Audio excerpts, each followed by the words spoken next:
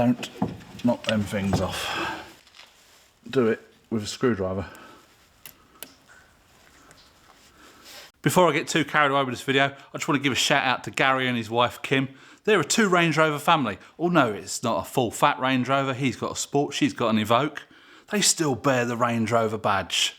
They're also sporting some Ben's Garage stickers. So thanks very much, Gary, for buying those. I know I've had to stop selling them because postage, mainly to the UK, got expensive after Brexit. But thanks for supporting the channel, and let's carry on with this video. Welcome back to Ben's Garage. We are in the garage. It is Billy Baltic out here today. It's probably above freezing. It feels... I was out yesterday shooting, and it was below freezing. Ground was rock hard, but the sun was out and it felt nice. Today, it's sort of overcast, damp, miserable, probably about a couple of degrees, and it just feels bloody cold. Anyway, getting on with it. This is the Panda. Some of you love the Panda, some of you don't. I'm not too fussed either way. It's easy to work on. I can't drive it anymore because I can't get the way I have to drive a manual now, I have to sort of, with my leg, sort of lift it up and down, sort of vertically, to push down on the clutch. I can't do that on this car because the steering wheel, there's just not enough room. I shouldn't be so bloody big, should I? 6'3", and I could just about drive them when I was able-bodied and walking about. But it's not my ideal car. It's Tina's baby. It's her favourite. But we need to get rid of it. We need to sell it. We need to bring some more money back in. So today, almost everything's done on it. We've done all the back axle, new wheel bearings, new brakes, new wheel cylinders, new drums, new oil. The back axle was full of water, if you remember. Front, new springs, new shocks, new steering rack, new trap rod ends, cam belt water pump, spark plugs, electronic ignition. There's so much we've done to this car. Luckily, we didn't pay a lot for it. We paid €2,000 for this. We've probably spent about 1,800 euros in parts. But in France, these things are like bloody gold dust. They are so expensive second-hand. This is a 1987, a really good condition 4x4 Panda. You know, even at 87, you'd be paying about £8,000. If it was like a concourse, or really, really good condition, like it had just come out of a showroom or something like that, with a few miles on it, you could get 10 to 12,000, 15,000. They are ridiculously expensive. Well, they're up for that price. Whether they sell them at that price, I don't know. A really rough one, even a 2-wheel drive version, 3.5, 4 grand. So we're hoping this cleans up really nice. It's got, there's a couple of little rust spots occurring, but it polishes up really, really nice.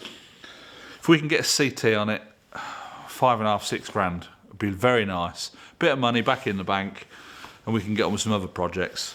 And then once we've got, some other things sorted and we can get a bit more money back in, then we'll maybe see about getting another one or another little car for the Hobbit. But it is what it is. So today I'm going to be getting on the floor. We're taking this drive shaft off. I put a new drive shaft gaiter on it, and it was leaking straight away. So whether it's the wrong one or not, I don't know. I have got another one sat on top of my toolbox, which it's the right diameter for the drive shaft, but whether it's the right diameter for the gearbox, I'm not so sure. Now these drive shafts are... The drive shaft gaiter fixes to the gearbox, and the drive shaft gaiter spins inside... the drive shaft spins inside the gaiter. So I'm not sure if that one up there will work, because the one I put on it, it's got like a bearing in the end of it, but it was just leaking oil straight away, so it was no good. So I'm going to be taking it all off again. Easy job. I'll bring you along. Anyway, I'm going to put this heater on for a few minutes, and we'll crack on.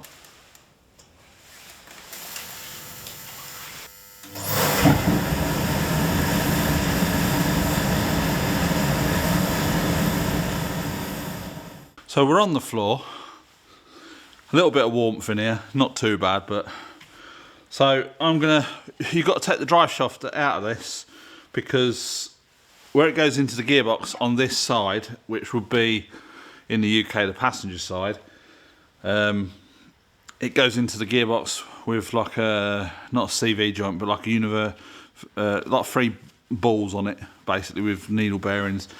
You've got to take the whole drive shaft out, take the circlip off. I'll show you as we're going along. Hopefully it will come apart rather straightforward. There's just the hub nut and 2 bolts there, and I think I can just move the suspension about and get the drive shaft out. So let's see what I can do.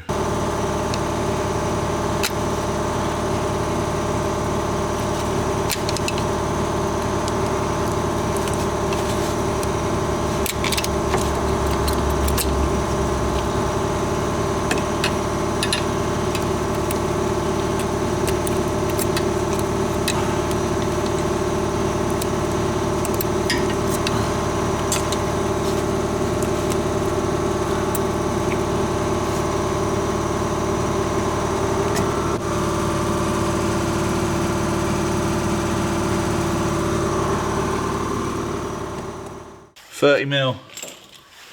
See if my air gun's got enough power to take it off.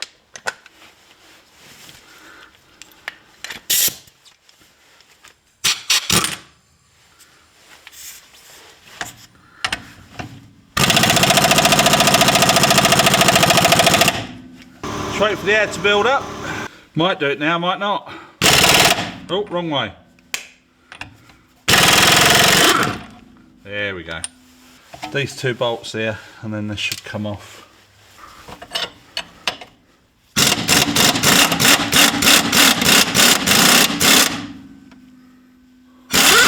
Oh, come on.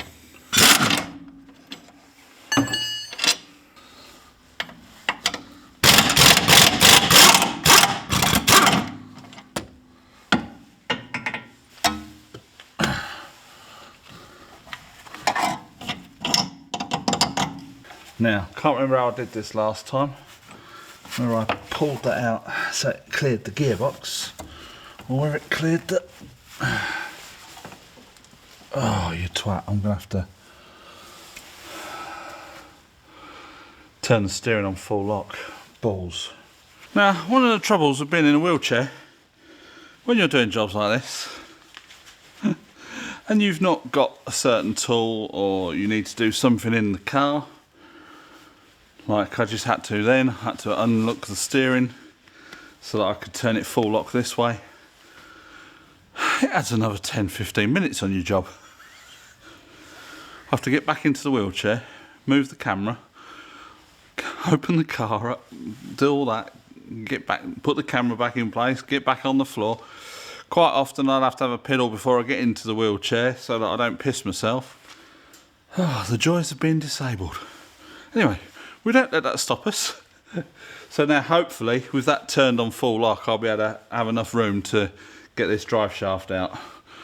I have had it out like this before, so I know it. Oh, that shouldn't have made any bloody difference. We're not connected to the steering. Oh, get your brain in gear, come on. Fucking hell.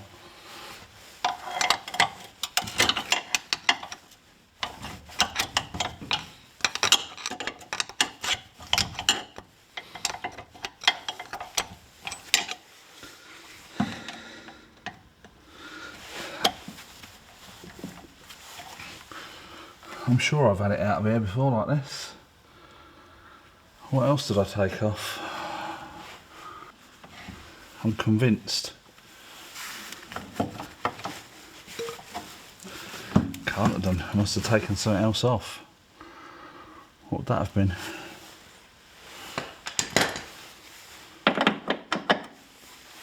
Might be that. I might take that one out there, because I definitely didn't take the bottom ball joint out. That I do know.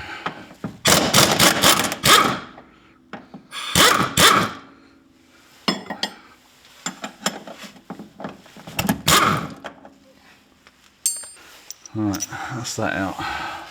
They are quite basic, these cars, so it's not a great problem if you've got to take more stuff off.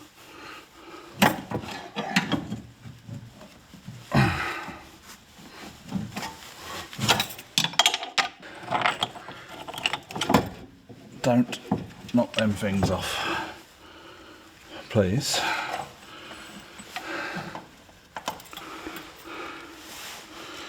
Right, let's give this all a wipe down. I remember how to use my bloody circlip pliers now. Got these fancy circlip pliers which go inwards or outwards, but I've forgotten how to use them. You push that button in,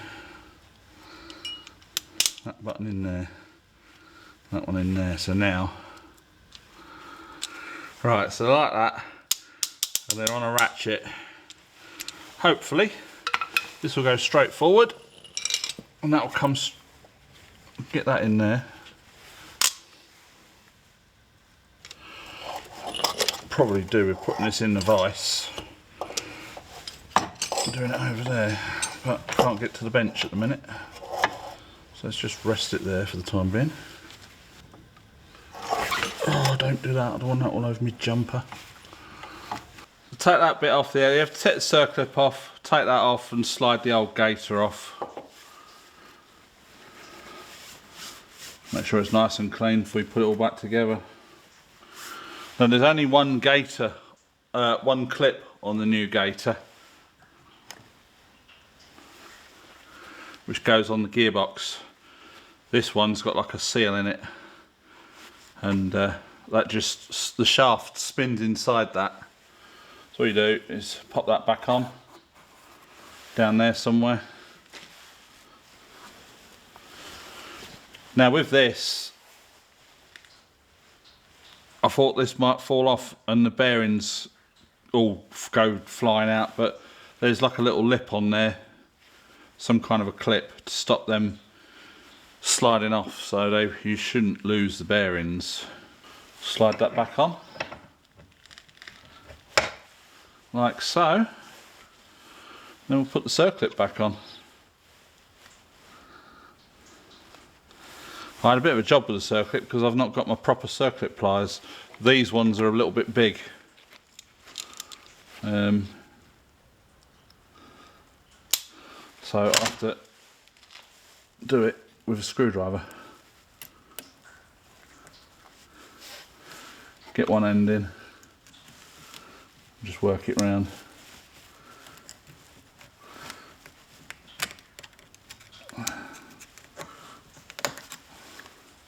Just push it on. That's it, that won't come off now. Alright. So obviously that goes in the gearbox quite a long way, so that will slide right back. We'll get it all in place and then try and get that back on. Bloody light's gone flat now. Nothing ever goes straight forward, does it? I was having a bit of a job getting that circlip off. Anyway, that's off now. New gaiter's on. The joint's back on the end, so I'm going to put it back together tomorrow. Come back a bit. I've got some other jobs I need to do under the car. If that gaiter goes on and it doesn't leak, then that's another part we haven't got to buy. So I should be back with you tomorrow. It'll be in the sim video, but yeah, nothing's ever straightforward, is it? Drive shaft all back on with the gaiter. Managed to crimp up that metal gaiter clip. Got this out now. I'm going to put a bit of oil in it and see if it leaks out the drive shaft gaiter, because that's the only thing that holds oil in on these gearboxes. So I'm not going to fill it right up because it'll piss it all out, but I'm going to put enough in it. If it leaks, it leaks. If it doesn't, then we'll fill it right up. So I shall carry on with that now.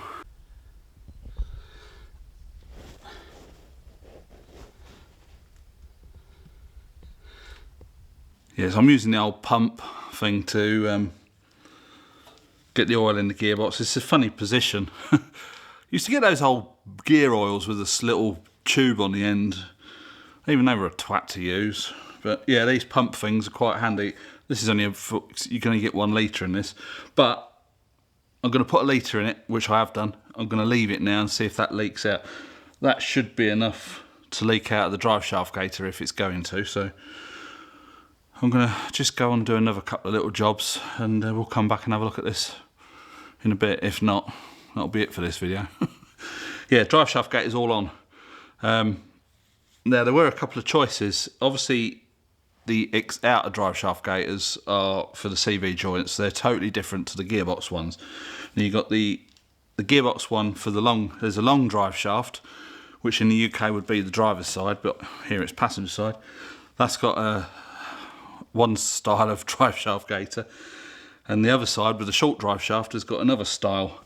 They've sort of got like a bit of a bearing. It's not, I think the long one has a bit of a bearing on it, but this short one, it's just like seals, and the drive shaft spins inside the gaiter. It's a totally stupid idea, but it's worked, I suppose. Fiat Pandas were about for quite a few years in this configuration, so I suppose it worked, didn't it? Anyway, that's the plan. Just going to leave that now sitting with a litre of oil in the gearbox. That should, in theory, if it's going to leak, it will leak. Can't see anything at the moment, so fingers crossed. Right, I'm going to do a couple of other jobs and we'll see if I might finish this video off. So that's going to be it for this little Panda video. I'm just trying to get the driver's seat out, which is proving to be a pain in the arse. There's 3 bolts at the front, hold it in, and you're supposed to just slide it on the runners, but there's 2 bloody stoppers on the runners, which are all part of it. Might just bolt that back in, and we're going to see about getting some fitted seat covers for it, because it's only where the fabric's just worn through. And that's pretty much it for the front end. I've put a litre of oil in the gearbox, so we're going to leave that overnight. If there's nothing leaking out on the floor tomorrow, I'll put another 1.4 litres in it. It's 2.4 litres in this gearbox. That's the front end done. Got an exhaust gasket to do underneath. Cut a couple of long bolts off, and then it's side repeater lights and number plate lights. So it'll be a 2 thumbs up. We can get it for a CT. Get it sold, hopefully. So I hope you enjoyed this video. I know it's Panda, not a lot of love for the Panda, but please give it a big thumbs up anyway. Subscribe if you haven't already, and we'll catch you in the next one. Bye for now.